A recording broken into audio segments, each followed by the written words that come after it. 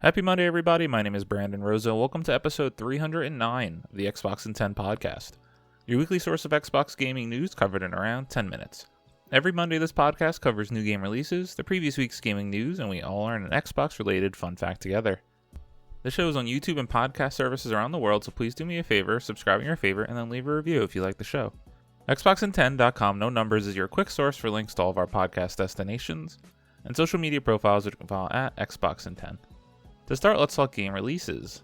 The big games out last week were, of course, Clair Obscur Expedition 33 and the Shadow Drop Elder Scrolls 4 Oblivion Remastered. The games coming out this week include Cooking Companions, Subway Sim 2, Icy Gifts, Blazing Trail, Meow Moments celebrating geeks and athletes, MotoGP 25, Mystic Pathways, Fit and Fry, Peglin, Stasis Valley, Battle Miner Giants, Fruit Adventure, Helix Jump, Puzzle Car, Spot Challenge Volume 4, Spellcaster University, and Two Falls, Nishu Takutoshima. Now onto last week's biggest news stories, and we have 6 to cover this week. Of course, number 1, The Elder Scrolls 4 Oblivion Remastered finally revealed in first look gameplay, and it's out today. Was the Inpool at IGN writes, Bethesda has finally revealed the worst kept secret in video games, The Elder Scrolls 4 Oblivion Remastered. In a gameplay video published online, Bethesda showed the new visuals and features for the remaster of its much-loved open-world fantasy role-playing game, which is developed by remake specialist Virtuos using Unreal Engine 5. Bethesda chief Todd Howard discussed the evolution of Bethesda games and the visual upgrades the near 20-year-old game has now received.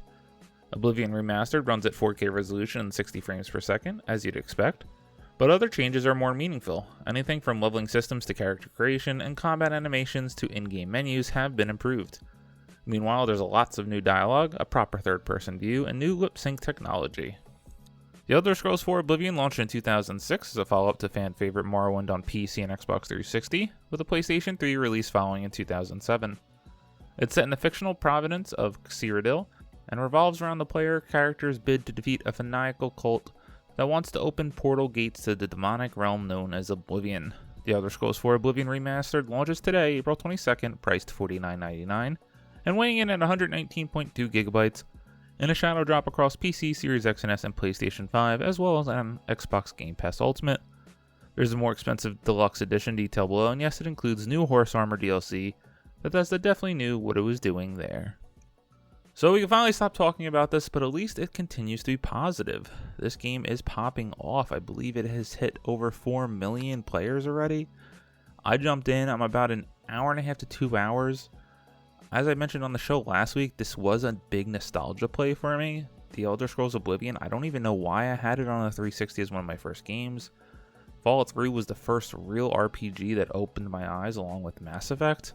But I remember playing so much Oblivion back in the day, but never actually beat it. I'm about 2 hours in, and for some reason, I think I'm going to stick with it. Maybe this will be the first Elder Scrolls game I actually beat. Number 2, Microsoft's Xbox app is now available on LG Smart TVs.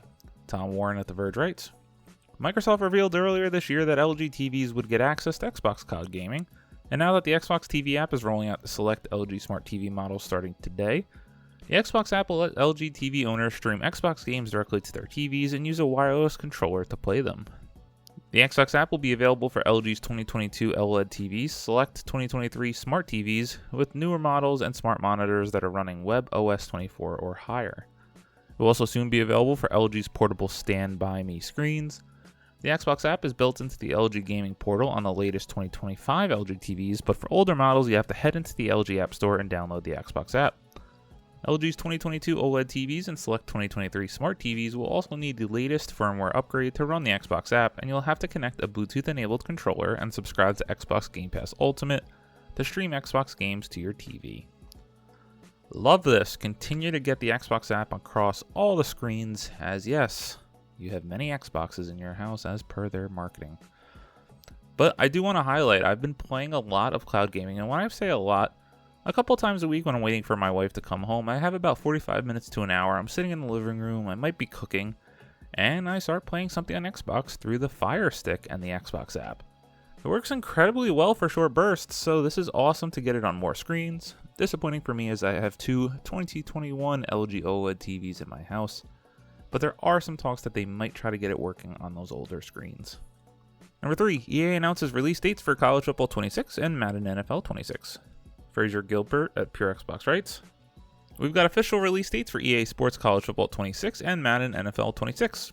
College Football 26 will be releasing for Series X and S on July 10, 2025, with early access beginning on July 7, 2025. A free EA Play Xbox Game Pass Ultimate trial will likely be available ahead of launch too. Madden NFL 26 will be releasing for Series X and S on August 14, 2025, with early access beginning on August 11, 2025. Again, we're expecting Madden to get the free trial treatment via Xbox Game Pass. Details for both of these games are being kept largely under wraps right now, but a special MVP bundle has gone live on the Xbox Store today for $149.99, providing access to both along with loads of in-game goodies.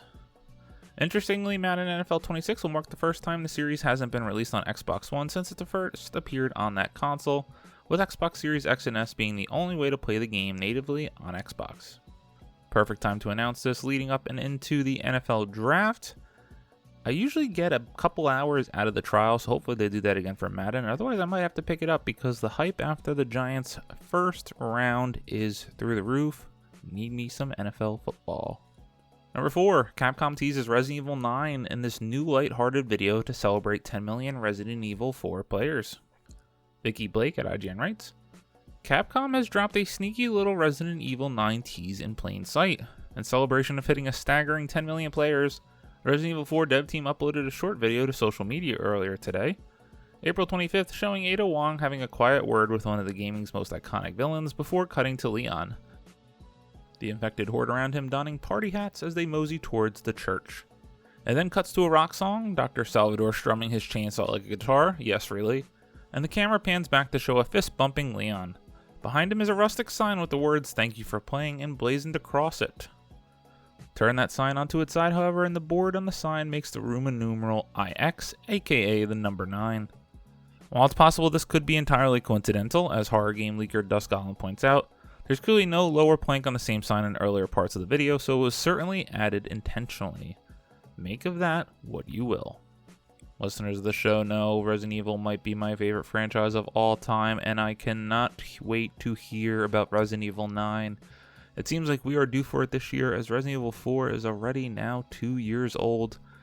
Give me this game, and the next one is seemingly being directed by the one who did Resident Evil 7. Rumors that Leon is coming back. Give me this game, please. Number 5, upcoming Fortnite Star Wars Battle Pass will include iconic prequel villain. Evan Campbell at GameSpot writes, "Developer Epic Games has revealed its Death Star plans for the next season's Star Wars-focused Battle Pass, revealing that General Grievous will be included. The prequel villain will join other previously teased characters such as Poe Dameron and Emperor Palpatine. On X, the official Fortnite account shared an image of the skins coming to the Battle Pass for Fortnite Chapter 6 Season 3, called Galactic Empire. The picture shows the 3 Star Wars characters besides a Chewbacca-costumed woman and a totally new skin featuring various accessories from a galaxy far, far away, like a blaster and a lightsaber. The upcoming season looks likely to start a week from today on May 2nd. The Star Wars Battle Pass image for Fortnite is also intriguing for the skins it doesn't showcase. For instance, Darth Jar Jar and Mace Windu have been highlighted in teasers for the Galactic Empire season, so it's likely they will be item shop editions that players can buy separately. Earlier this week, Epic also unveiled updates to the map for the Galactic Empire season. A few of the newest additions are the First Order base, Resistance base, and Vader Samurai's Solitude. Meanwhile, Fortnite also received new TMNT skins this week, Casey Jones, Krang, Bebop, and Rocksteady, and became available in the item shop on April 22nd. Had to include this, Fortnite continues to be as big as ever. I'm a big Star Wars fan, and they're making me want to go in and play that game. I do love that Disney is actually allowing them to have fun and play with this and releasing a Darth Jar Jar skin. How about that? And number 6, Remedy's FBC Firebreak gets a release date, will be on Xbox Game Pass and PlayStation Plus on day 1. Chris Scullion at Video Games Chronicle writes, "The co-op FPS set in the Control universe will be released this summer.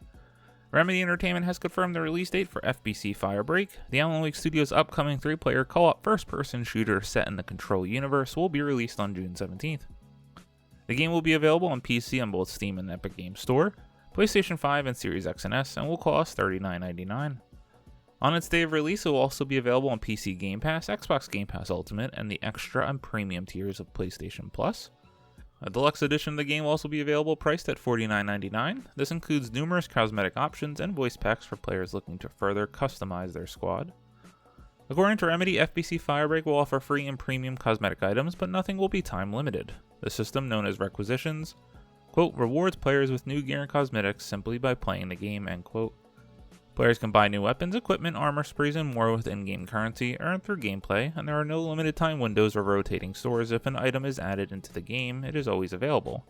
There will be premium cosmetic items known as classified requisitions, which are purchased directly with real money. Remedy says these items are purely cosmetic, have no gameplay impact, and will remain available permanently. I have to say this game looks pretty cool, but I feel like I'm not hearing a single soul talk about this game.